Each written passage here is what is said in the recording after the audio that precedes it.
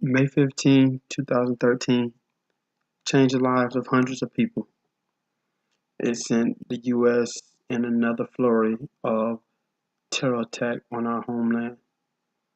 The story is being followed of what will be the outcome of the suspect. But what about the victims? What about 8-year-old Martin Richards, 23-year-old Lindsay Lou, 29-year-old Christelle Campbell, and 26-year-old Sean Collier? Where are their stories being told? Where are their media attention? How will they be remembered? Just as snippets in a Boston bombing suspect's grand master plan? Who will carry on? Who will talk about them? Here are the victims of the Boston Marathon, the ones who lost their lives.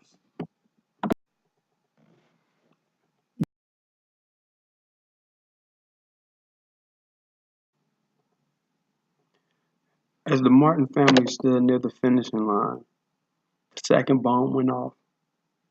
This bomb caused Bill, the father, to lose his hearing. It caused the mother, Denise, to lose partial sight in one of her eyes. Their daughter, she lost her leg, but none sustained injury such as Martin. Martin Richard was blown into pieces, and he died while cheering on finishing at runners at the finishing line. Martin was later seen via social media uh, of a photo of himself holding a sign that says, "No more hurting people, peace." But what was Martin's dreams? Martin was in the second grade when this happened. He would have been a thriving middle schooler at today's present date. Who knows what else he could have went on and became. But who's to tell that story? As a result, his family initiated the Martin Richards Foundation, which is a nonprofit organization deemed toward helping young people, ending violence, and just giving them a safe haven. As the Lindsay Lou was a foreign exchange student who was attending Boston University in his master's program. She was an only child who had a close family relationship with both mom and dad and her grandparents. She was noted as always challenging herself, being a cheerful person, willing to push herself to study hard. In fact, the day of the Boston bombing, she had just finished a group assignment with fellow classmates and attended the Boston bombing as a way to relax. Now, who's to say that she wasn't the mind that had the cure for cancer or some other long time illness?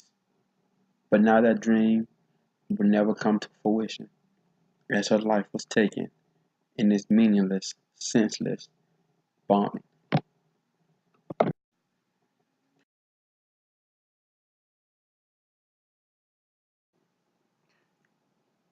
Christelle Campbell was a 29-year-old widower as she had recently lost her husband prior to her losing her own life. Her family would say that she was very family oriented, as her grandmother recalled her turning down an invitation to live with her friends to stay with her grandmother, just to be closer to her family. On the day of the marathon bombing, her family thought that she was supposed to be at a Boston Red Sox game, but she left early in attendance to the Boston Marathon. After the bombing, she was one of the victims that was mistakenly identified as she had let her friend borrow her purse, or her friend was holding her purse for her.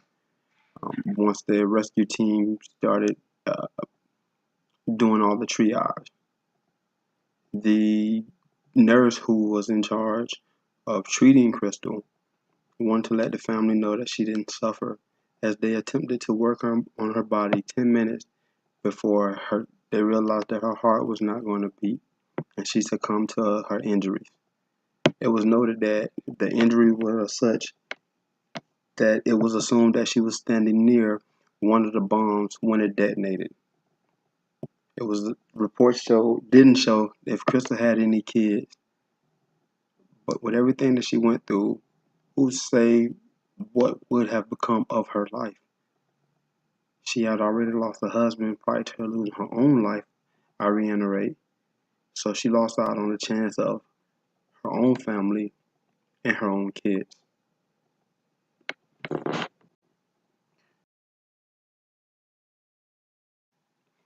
Sean Collier, a 26-year-old officer who has a year and a couple months on duty, was simply in the wrong place at the wrong time. He was not killed by the bomb. Sean Collier, a 26-year-old officer who has a year and a couple months on duty, was simply in the wrong place at the wrong time. He was not killed by the bombing, but yet succumbed to his injuries by another act of terror caused by the two suspects. Being such young in his career, who's to say he wouldn't have gone on and achieved great things as a police officer? Maybe one day becoming the chief of police or something greater. These two individuals took the lives of so many people and impacted the lives of so many people, just leaving what ifs.